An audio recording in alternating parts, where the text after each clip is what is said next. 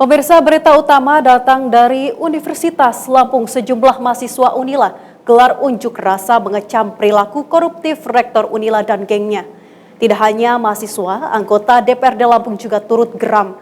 KPK pun diharap dapat membongkar secara tuntas jaringan gurita korupsi di Universitas Lampung.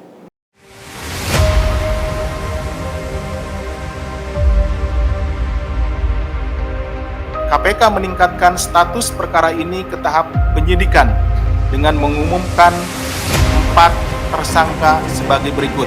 1. KRM, Rektor Universitas Lampung periode 2020-2024.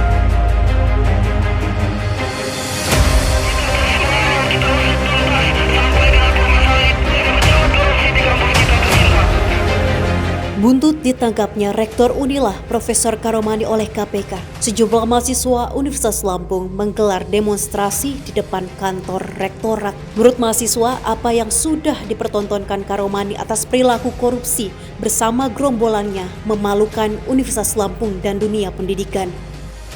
Yang pasti untuk tanggapannya dari teman-teman, saya juga mewakili dari teman-teman aliansi mahasiswa Universitas Lampung, yang pasti prihatin dan juga kecewa terhadap apa yang telah dilakukan oleh pejabat-pejabat yang ada di Universitas Lampung. Itu yang pasti. Kedepannya seperti apa sih pemikiran kita? Dan harapannya kita udah menyatakan sikap bahwa aliansi mahasiswa Universitas Lampung mengecam atas tindakan tersebut, atas tindak pidana korupsi tersebut yang telah dilakukan oleh pejabat di Universitas Lampung.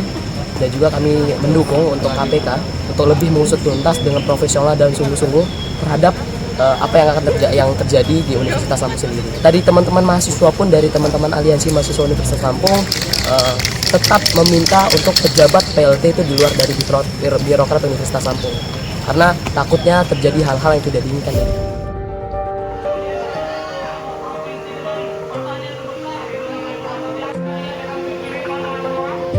Senada dengan mahasiswa, Ketua Komisi 1 DPRD Provinsi Lampung Yozi Rizal juga mengecam keras tindakan korup yang dilakukan oleh Karomani. Yozi mengatakan perilaku korup Rektor Unila tidak hanya mencoreng dunia pendidikan, tapi membuat malu Provinsi Lampung. Nah, ketika mendengar ada peristiwa penangkapan operasi tangkap tangan oleh KPK, saya turut prihatin dan menyesalkan. Kenapa harus ada hal seperti itu? Bukan penangkapannya ya, tapi kenapa harus ada hal seperti itu di lembaga pendidikan? Siapapun orang, ketika dia terposisi sebagai AOM, Karomani, rektor, sangat mungkin akan terseret dalam hal seperti itu. Nah, artinya apa? Ada sesuatu yang harus dilakukan, ya kan? Dari sistem penerimaan itu mungkin harus lebih transparan. Kita jangan salahkan sistem penerimaannya, jangan, karena itu sudah disepakati. Ada 3 mekanisme di dalam penerimaan mahasiswa baru itu. Salah satunya adalah sistem mandiri. Jangan salahkan itu, tapi sistem ini ada yang harus dibenahi.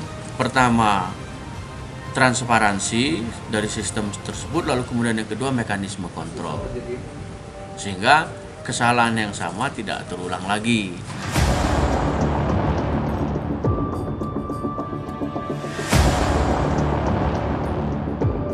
Hal senada disampaikan Wakil Ketua Komisi 5 DPRD Lampung Budi Yohanda.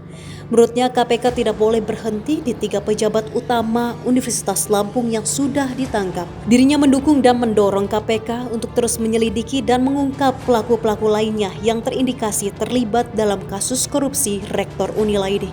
Ya, tentu kita prihatin ya sedalam-dalamnya, dan kita sangat kecewa terhadap hal ini karena ini sangat mencoreng nama baik Lampung dan melukai dunia pendidikan yang seharusnya kan di dalam dunia pendidikan ini ya haram lah praktik-praktik KKN ini. Dan kita mengapresiasi kinerja KPK yang sudah berhasil bekerja dengan baik, dan kita berharap proses hukum ini ditegakkan, dan kita tunggu proses selanjutnya. Kalau ini bisa dituntaskan sampai seluruh pegawai yang terlibat seperti itu.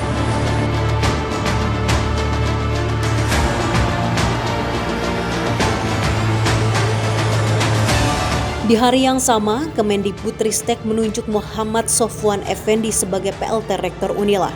Muhammad Sofwan diminta mengisi kekosongan jabatan Rektor Unila dan menyelesaikan seluruh tugas rektor terdahulu yang kini berstatus tahanan KPK. PLT Rektor Unila ini berjanji akan membenahi sistem penerimaan mahasiswa jalur mandiri agar tidak menjadi ladang suap oknum pejabat korup Universitas Lampung. Saat ditanya jumlah mahasiswa mandiri yang masuk melalui jalur suap, PLT Rektor mengaku belum mengetahuinya. Berdasarkan data Humas Penerimaan Mahasiswa Baru tahun 2022, ada 5.148 peminat jalur mandiri. Dari jumlah itu sebanyak 1.691 mahasiswa yang diterima melalui jalur mandiri. Total rinci berapa sih Pak mahasiswa yang swab ini Pak? Mungkin Pak, Perkiraan saja Pak. Saya belum tahu datanya karena saya baru masuk hari ini ya. Mas, karena saya belum punya data sampai hari ini ya.